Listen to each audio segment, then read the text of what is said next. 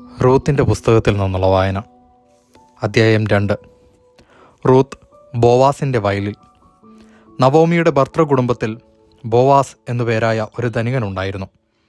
ഞാൻ പോയി എന്നെ അനുവദിക്കുന്നവരുടെ വയലിൽ കാലാ പെറുക്കട്ടെ എന്ന് മോവാബിയായ റൂത്ത് നവോമിയോട് ചോദിച്ചു.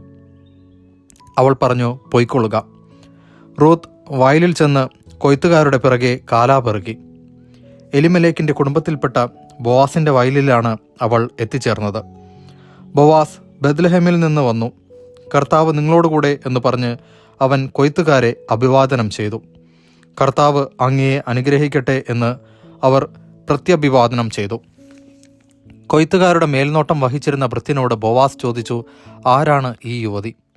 നവോമിയോടൊപ്പം മൊവാബിൽ നിന്ന് വന്ന മൊവാബ്യ സ്ത്രീയാണിവൾ എന്ന് ഭൃത്യൻ മറുപടി നൽകി. വയലിൽ കാലാ പെറുക്കാൻ അനുവദിക്കണമേ എന്നവൾ അപേക്ഷിച്ചു. രാവിലെ മുതൽ ഇതുവരെ വിശ്രമമില്ലാതെ കാലാ പെറുക്കുകയാണ്. അപ്പോൾ ബോവാസ് റൂത്തിനോട് പറഞ്ഞു, മകളെ, കാലാ പെറുക്കാൻ ഇവിടം വിട്ട് മറ്റു വയലുകളിൽ പോകേണ്ട. എൻ്റെ ദാസിമാരോട് കൂടെ ചേർന്ന് കൊള്ളുക. അവർ കൊയ്യുന്നതെവിടെയെന്ന് നോക്കി അവരെ പിന്തുടരുക. നിന്നെ ശല്യപ്പെടുത്തരുതെന്ന് ഭൃത്യന്മാരോട് ഞാൻ പറഞ്ഞിട്ടുണ്ട്. നിനക്ക് ദാഹിക്കുമ്പോൾ അവർ കോരിവെച്ചിട്ടുള്ള വെള്ളം കുടിക്കാം. അവൾ സാഷ്ടാംഗം പ്രണമിച്ചുകൊണ്ട് ബോവാസിനോട് പറഞ്ഞു, അന്യനാട്ടുകാരിയായ എന്നോട് കരുണ തോന്നാൻ ഞാൻ അങ്ങേക്ക് എന്ത് നന്മ ചെയ്തു? ബോവാസ് പറഞ്ഞു, ഭർത്താവിൻ്റെ മരണത്തിനു ശേഷം നീ അമ്മായിയമ്മയ്ക്ക് വേണ്ടി ചെയ്തതും മാതാപിതാക്കളെയും സ്വദേശത്തെയും വിട്ട് അപരിചിതരായ ജനത്തിൻ്റെ ഇടയിൽ വന്നതുമെല്ലാം എനിക്കറിയാം. നിന്റെ പ്രവൃത്തികൾക്ക് കർത്താവ് പ്രതിഫലം നൽകും.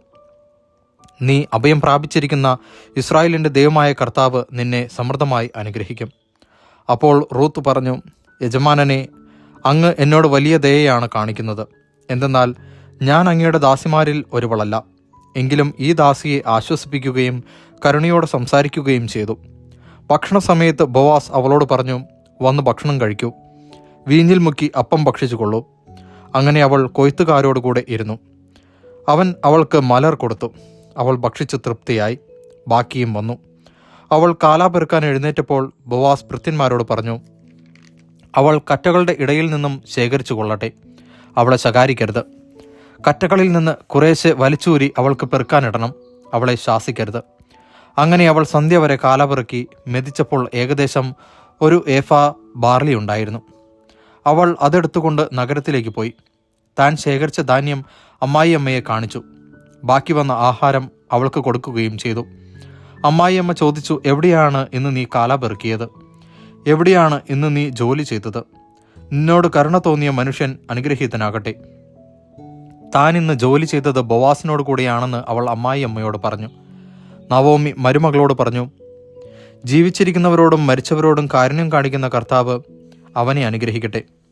അവൾ തുടർന്നു, അവൻ നമ്മുടെ ബന്ധുവാണ്, ഉറ്റ ബന്ധു. റൂത്ത് പറഞ്ഞു, കൊയ്ത്ത് മുഴുവൻ തീരുവോളം വേലക്കാരോട് കൂടെ ഉണ്ടായിരിക്കണമെന്ന് അവൻ എന്നോട് പറഞ്ഞിട്ടുണ്ട്. നവോമി മരുമകളോട് പറഞ്ഞു, മറ്റു വയലുകളിൽ പോയി ശല്യം ഏൽക്കാനിടയാകാതെ നീ അവൻ്റെ ദാസിമാരോട് കൂടെ പോകുന്നതാണ് നല്ലത്. അങ്ങനെ ബാർലിയുടെയും ഗോതമ്പിൻ്റെയും വിളവെടുപ്പ് കഴിയുന്നതുവരെ അവൾ ബോവാസിൻ്റെ ദാസിമാരോട് ചേർന്ന് നിന്ന് കാലാ പെറുക്കി തൻ്റെ അമ്മായി അമ്മയോടൊത്ത് ജീവിച്ചു. ദൈവവചനമാണ് നാം കേട്ടത്.